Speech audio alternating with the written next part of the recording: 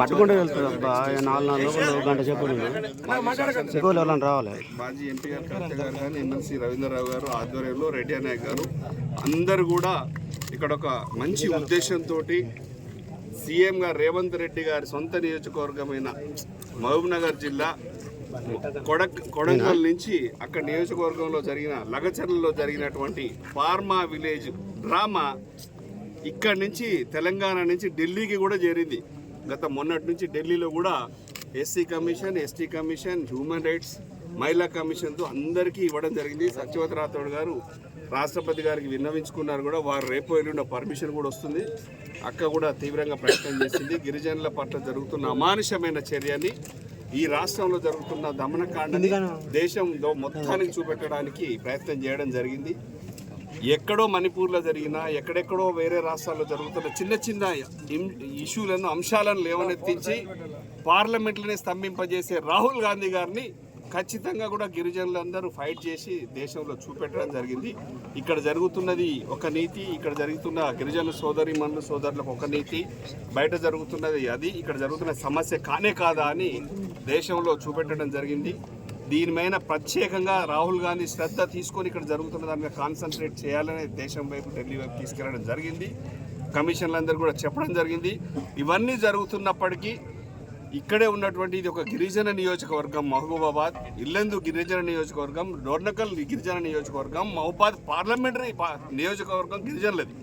ఇక్కడ గిరిజనులందరూ కూడా ఏకతాటిపై వచ్చి సీఎం రేవంత్ రెడ్డి చేసే కొడంగల్ నియోజకవర్గంలో వాళ్ళ కుటుంబం కోసం పెట్టుకున్నటువంటి ఫార్మాని అవసరం లేకుండా, అవసరం ఉన్న 14,000 ఎకరాల భూమి హైదరాబాద్లో కేసీఆర్ గారు తయారు చేసి పెడితే అక్కడ కాకుండా ఎక్కడెక్కడో తీసుకెళ్లి అమాయకులైన పేదల భూములు లాక్కునే ప్రయత్నం చేస్తున్నటువంటి దుశ్చర్యని, గిరిజనుల స్త్రీలను, మహిళలను, గర్భిణీ స్త్రీలను కూడా చూడకుండా వేధించి కొట్టి అనేక కుటుంబాలు జైల్లో ఉంటే వాళ్ళకు బెయిల్ కూడా రాకుండా పోతుంటే, ఇప్పటికైనా కూడా ఒక ముఖ్యమంత్రి, ఇక్కడ ఉన్న సోదరులు, ఇక్కడ ఉన్న ఎమ్మెల్యేలు, ఎంపీలు, ఇక్కడ పక్కన వీళ్ళందరూ కూడా గిరిజనుల సోదరులు కాదా? వాళ్ళు గిరిజన ఎమ్మెల్యేలు కాదా? గిరిజన ఎంపీలు కాదా? మీ వాళ్ళకు జరిగిన, మన వాళ్ళకు బీసీ, ఎస్సీ, ఎస్టీ సోదరులందరూ జరిగిన అన్యాయం కాదా?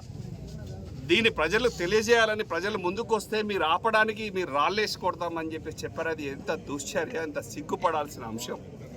ఆ రాళ్లకు ఈ రాళ్లకు తేడా తెలుసుకోలేనంత అమాయకంగా ఉన్నారు మీరంటే, దీన్ని మీ వివేకాన్ని, మీ తెలియతనాన్ని, తెలియకలతనమో తెలివి తక్కువతనమో మనం చూసుకోవాలి, ఆలోచించుకోవాలి. మీరు కూడా ఇక్కడ ఉన్నటువంటి ప్రజాప్రతినిధులు అందరూ కూడా ఒక మంచి మనసుతో ఆలోచించి, కేటీఆర్ గారు ఇక్కడికి వచ్చి గిరిజనులందరూ కూడా వచ్చి వాళ్ళందరినీ మేము ఉన్నామని చెప్పి ధైర్యం చెప్పే ప్రయత్నమే కేసీఆర్ గారి నాయకత్వాన్ని, కేటీఆర్ గారు కానీ మేమందరం కూడా చేసే ప్రయత్నమే ఈ రాష్ట్రంలో జరుగుతున్నటువంటి అన్యాయాన్ని చూపడానికి, వేలెత్తి చూపడానికి, ఇట్లాంటి అన్యాయాలు పునరావృతం కాకుండా అరికట్టడానికి మాత్రమే చేసే ప్రయత్నం.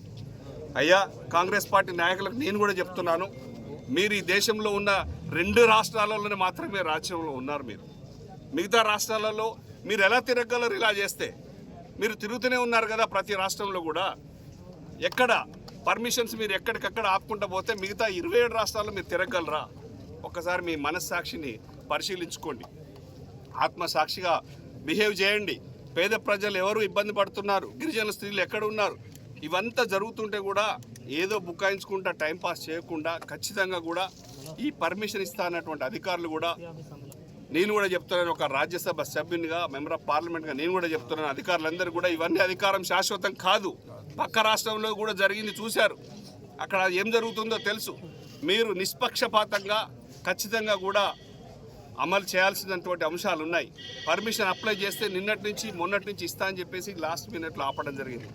ఇక్కడ ఉన్నటువంటి పోలీసులు కానీ, రాష్ట్రంలో అధికారులు కానీ, పోలీసు కూడా మన ఒక 5-10 వేల మందిని కూడా ఆపలేరా? దాన్ని క్రమశిక్షణగా నడపగలేరా? పోలీసింగ్ లేదా? ఫెయిల్యూర్ అయిపోయారా? దేనికోసం నిర్బంధించాలి? దేనికోసం పర్మిషన్లు ఆపుతున్నారు? వివరణతో కూడినటువంటి రిజెక్షన్ ఇవ్వాలి మాకు. దేనికోసం ఆపుతున్నారు? గిరిజనులు అంటే మనుషులు కాదా? బీసీలు అంటే మనుషులు కాదా? ముస్లిం సోదరులు మనుషులు కాదా? దళితులు మనుషులు కాదా? వాళ్ళకి అన్యాయం జరిగితే వేలెత్తి చూపొద్దా?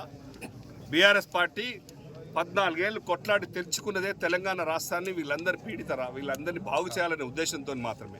వారికి అన్యాయం జరిగితే కేసీఆర్ గారు ఎట్టి పరిస్థితుల్లో ఊరుకోరు. దీన్ని కొనసాగుతూనే ఉంటుంది.